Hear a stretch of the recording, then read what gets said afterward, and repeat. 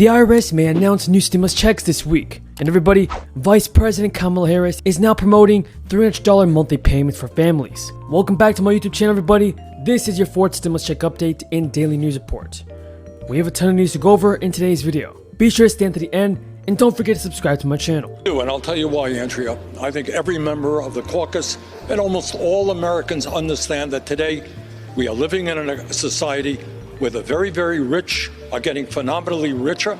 Jeff Bezos is worth $200 billion, one person. Meanwhile, the working class of this country is struggling. So there are three kinds of people when it comes to stimulus checks, and it's those who have received all their stimulus money, those who will be getting more stimulus money in the future, and those who ran into a problem that needs to be solved in order to get their missing stimulus money. Now, the amount of money you got in your stimulus checks depends on a multitude of factors, including how much money you made for the year, how many eligible dependents you had, and so on. This is the kind of information that the IRS largely gets from your tax return, or from other sources of information if you do not typically file taxes.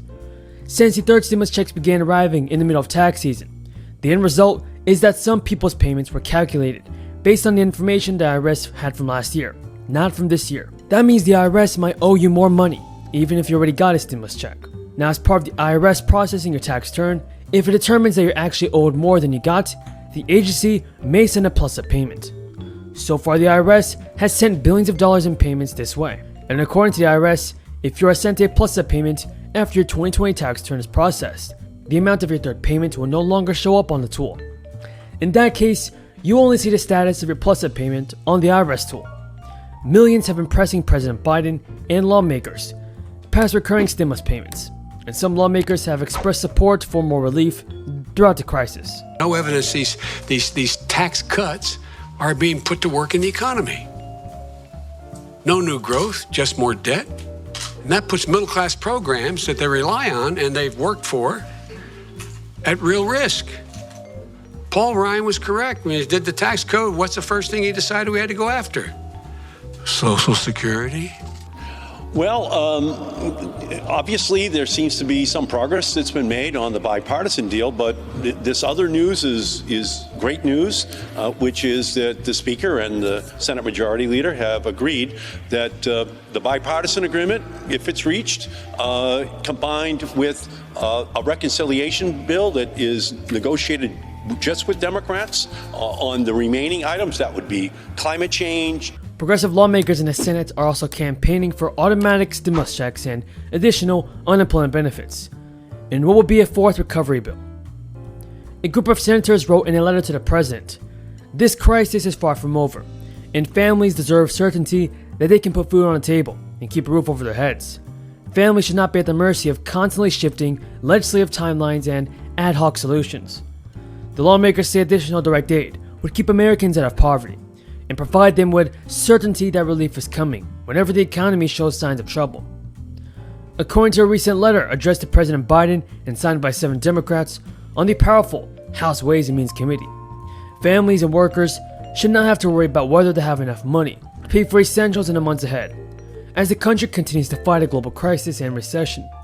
Government surveys have found that many people spent the relief money on essential food and housing costs, though popular uses have also included saving, investing, and spending on other items. Affordable life insurance may be one of those, as demand for policies has seen a sharp increase as of late. Over 80 members of Congress have put themselves on record in support of at least one more stimulus check, and the trigger to release an automatic round of direct payments would be an economic indicator, like the unemployment rate. If it fell below a certain figure, stimulus checks would go out. Once it went back above that level, the payments would stop. Lawmakers also want to see beefed up unemployment benefits paid out automatically, based on economic conditions. Extra federal jobless benefits of $300 per week are set to expire on Labor Day. And struggling Americans are pleading for additional relief. Over 2.3 million individuals have signed a Change.org petition, calling for $2,000 checks for adults and $1,000 for dependents, to be delivered regularly for the duration of the crisis. Congress needs to be making recurring checks automatic if certain triggers are met. That's according to the petition. No more waiting around for our government to send the help that we need. Do you agree with the petition, everybody? And do you support a fourth stimulus check of $1,000 a month? Tell me what you think, everybody, in the comments below. Now, Biden said that he was open to another payment. The White House and Democrats in Congress are also focusing on another kind of stimulus payment that's already in the works. Under a temporary expansion of the child tax credit, many households will receive monthly checks for up to $3,000 per child during the second half of this year. On a recent trip to Pittsburgh, Vice President Kamala Harris and Labor Secretary Marty Walsh pushed for more federal support for working families and the middle class.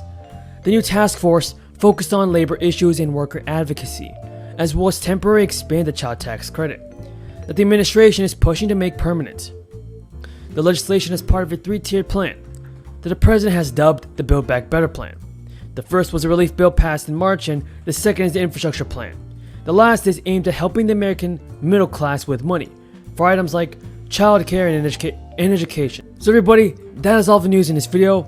If you folks found this video useful and helpful, feel free to subscribe and give this video a like. Childcare is a critical part of how our economic recovery plays out and what our economy will look like going forward. As we look ahead to our post-pandemic economy, childcare is essential for helping parents get back to work. A national survey found that nearly 20% of working parents left the workforce or reduced their hours solely due to a lack of childcare. And 26% of women who became unemployed during the pandemic attributed this to a lack of childcare. In order for parents to return to work, they need safe, reliable, and affordable childcare. Without it, many parents will find that they are struggling to interview for jobs, let alone to hold down a job or advance their careers. A strong economic recovery depends on solving this problem. High-quality child care and early learning is about parents' jobs, but it is also about early learning for children. A mountain of evidence shows that high-quality early learning supports important brain development, helps children get ready for school, and leads to higher earnings and better outcomes throughout a child's life. For every dollar we invest in high-quality early childhood programs, study after study shows that we get a return of somewhere between $4 and $9 back on down the line. New research has found that spending on programs that support children's health and well-being reduce medical costs, improve college attendance, and lead to higher earnings and higher tax payments. In other words, these programs pay for themselves by the time the children become adults. This isn't just a nice thing to do. It's a smart investment that will yield returns for our country's future. And finally, we need to address the fact